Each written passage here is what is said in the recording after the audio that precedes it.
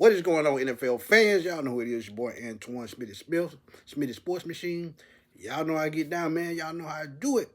Press that subscribe button. Also, press that notification bell. As soon as you come in, man, also hype up the video if you can. But, right quick topic, man. I just did a live show about the Falcons possibly rebooting, and that means rebuilding. But can they afford it? Don't know yet. But y'all can go check that out right now.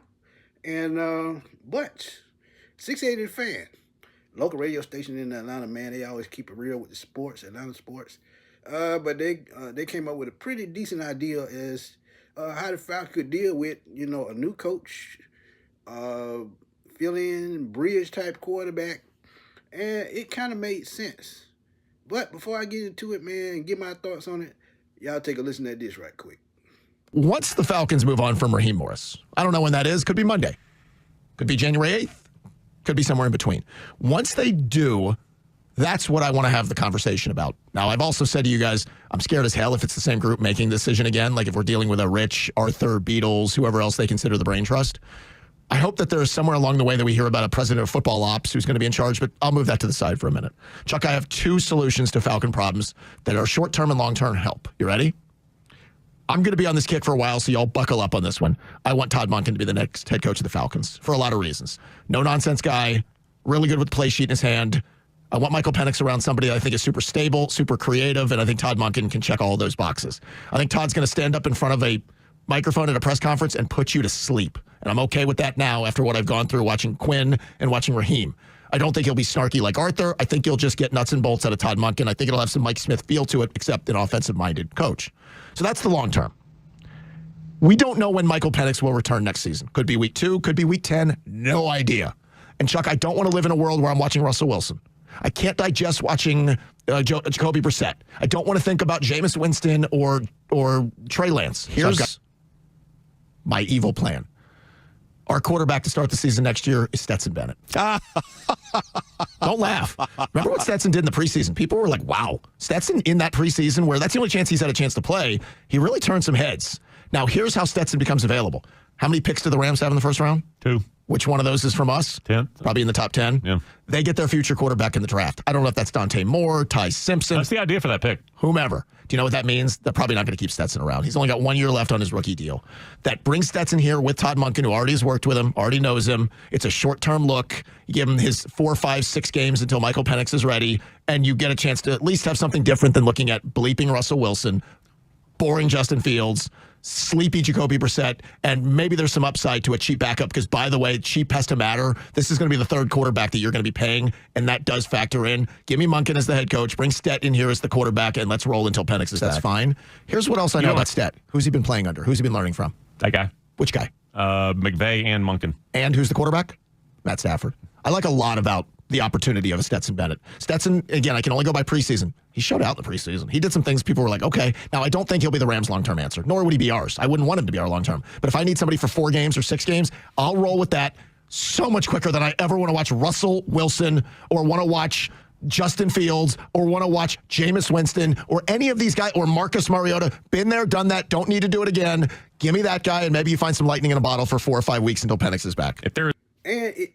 It makes so much sense in the world, man. Stetson Bennett, look, yes, he's not a all-world quarterback. You just need somebody to fill in for 2 to 3 games, maybe 4 at the most.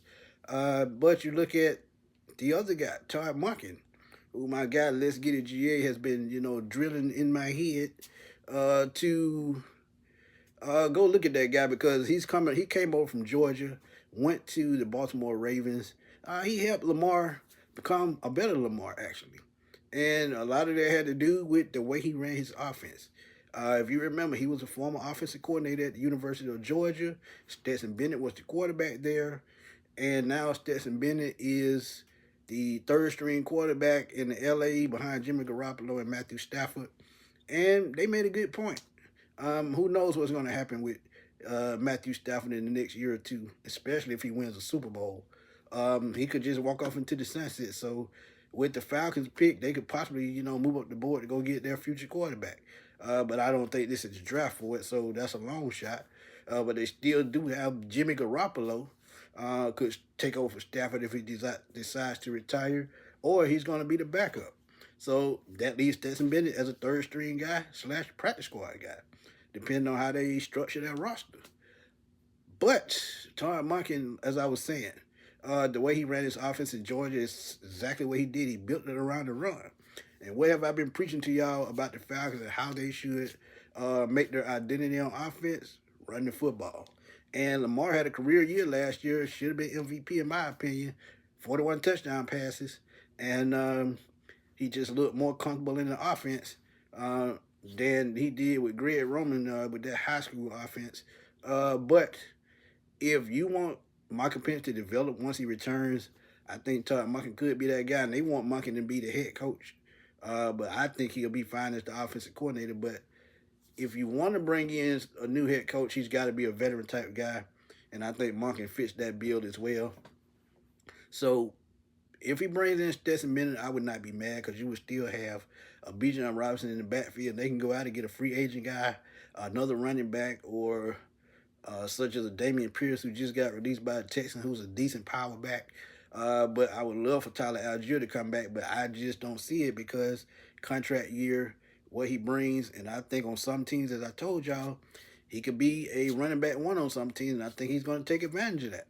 So I think Todd Monken and Stetson Bennett would not be a bad duo because, like I said, they're familiar with each other, same type of offense. He's learning up under McVay, so he's learning and studying the game just like he's supposed to. And you got to remember, he was a walk-on at Georgia. Came as a walk-on, walked off as one of the most winningest quarterbacks in Georgia history.